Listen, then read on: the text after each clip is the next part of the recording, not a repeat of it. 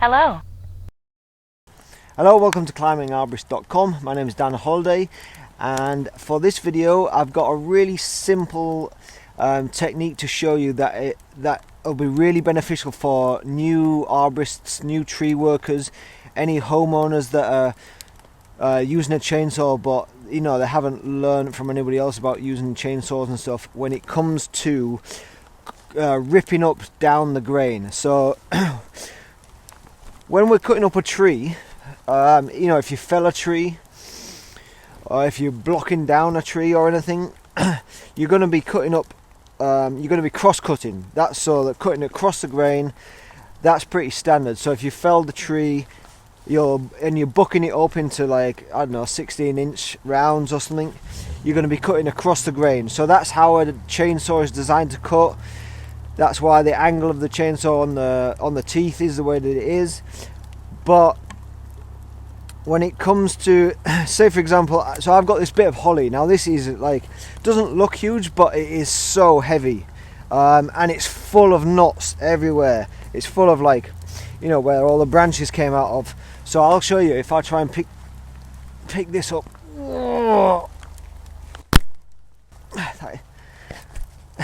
That is freaking heavy. So when it comes to something like this, so on a job site for us, we're going to want to at least half that so we can throw it on the truck, or even quarter it. Sometimes we stack it for people to take for firewood, and if they're really big rounds we need to half them so people can actually lift them into the trucks, into the cars. Sometimes if you're having firewood and you've got something that's really knotty and hard to split, then it's just going to take so long to try and get through with an axe that you need to cut down the grain.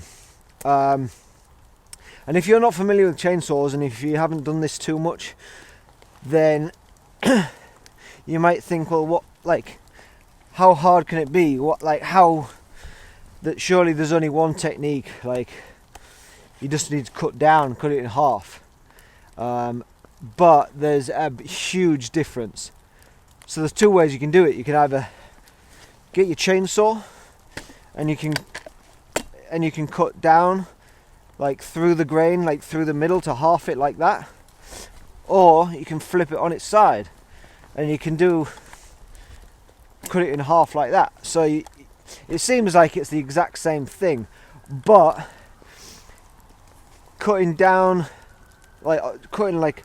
down the grain, but from the side, from the bark side, doing it that way, what you'll find is if you do it that way, the saw cuts through quite nice and easy, and you'll get these really long stringy bits of sawdust or wood chip that fly out the back of the saw, real long and stringy, and you actually find that it'll probably might clog up the back of the saw where it all comes out because it's so long and stringy. But that's a good thing. Long wood shavings coming out the chainsaw, that's good.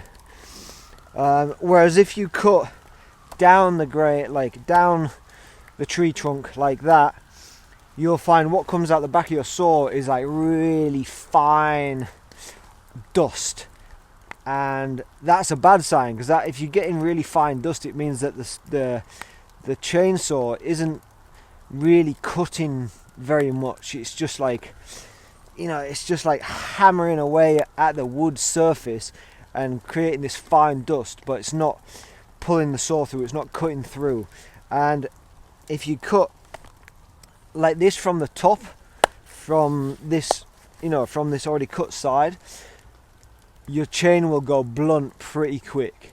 And that's what you want to avoid, because if you're cutting down here, one, it's going to take you way longer to get through it. Two, your chainsaw is going to get blunt, and then you're going to have to sharpen it, and then that's taking more time. Whereas if you cut it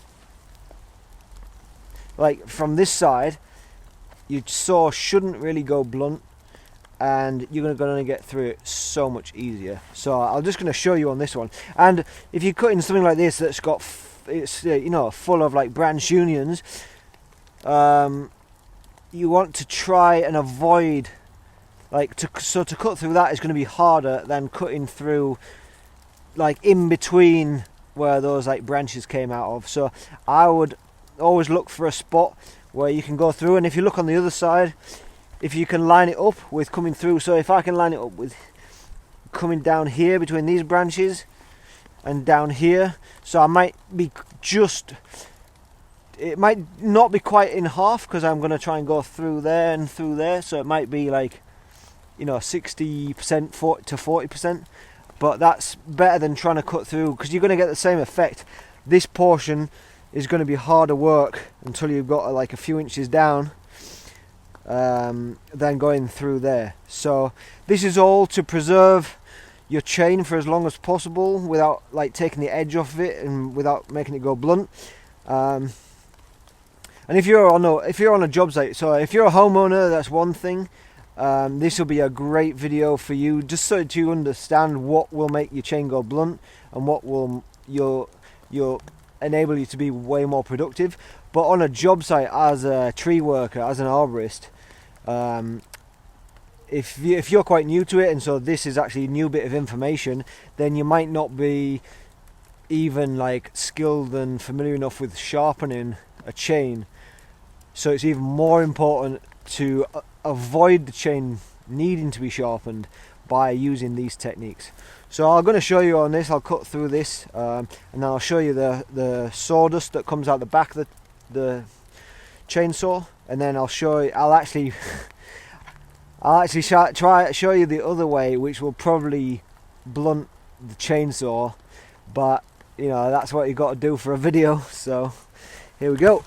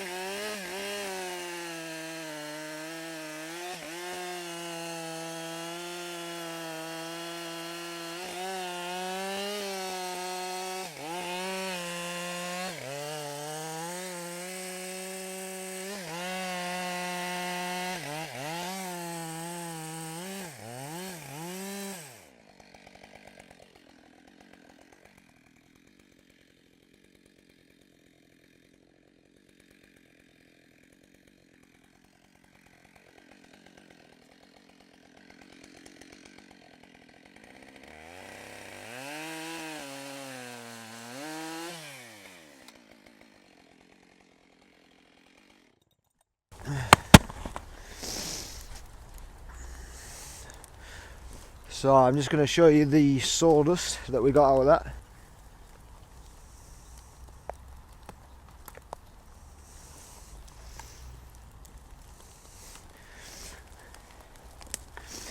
And then you can see on here that it's like you'll get these real like jagged lines because the saw is like able to cut through pretty aggressively. Which is a sign that it's kind of pulled through quite nice and easy, quite hard. So you see that went through there quite nice and easy. I mean, I'm using quite a big chainsaw, but when I'm ripping like down the grain, using a bigger chainsaw than what is necessary is actually quite good, because going down the grain can be quite hard on the saw sometimes. And it's the saw that I brought out to do this. But now, so this is a slightly bigger half than this. Still pretty heavy, but I could quite easily load that onto the back of the truck now on my own without like struggling and straining and putting my back out, which is the whole point. You know, if we had like 30 of those logs and they were all that big and I was chucking them all on the truck, that would be a pretty heavy workload, a lot of strain on the back. And if we were leaving those out for people to come and collect for free firewood, that's also well, it means that they probably wouldn't take them, because it's heavy wood. And then yeah, okay, so and you can see that I missed the branches on both sides, so which made it easier as well. So now I'll try and cut across this on the same plane so that it's as much surface area as we did on that one. Maybe I'll cut there to still try and avoid that. Actually, I'm going to turn it round and fire the sawdust down this way so you can see the difference between the two piles.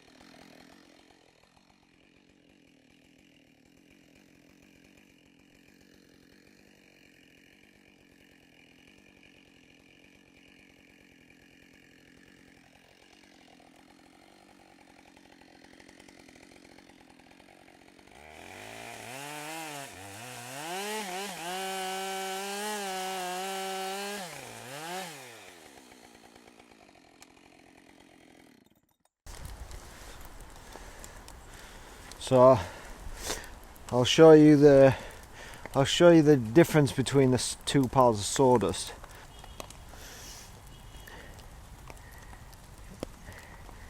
You see there, that's what we've got now from this one. You can see all of it is pretty much fairly fine sawdust, and that's been done with cutting with like a sharp saw. So it's actually like, and even that is still pretty fine, the entire pile. Whereas if you go over here again and look at that, we've got really long strings of sawdust, and just that in itself shows you the difference of how easy it cuts, like how easy doing it this way with this pile of sawdust compared with that pile of sawdust, and you could see how much quicker it was. It hasn't actually done too much damage just yet, just that one cut on the saw, because it's a big saw and a big chain. It got through that quite well doing it that way, but I could already tell that compared to doing the first cut, it definitely was making a difference. But obviously you got the bigger engine, bigger saw. So there you go. I hope that will be a useful video for you to take forward into the workplace or into your home firewooding, logging up, bucking up, that kind of stuff. Yeah, it's just a simple thing that I imagine a lot of people aren't really aware of. So thank you very much for watching, and as always, take it easy, climb safe, work safe. Thanks a lot. Cheers, bye.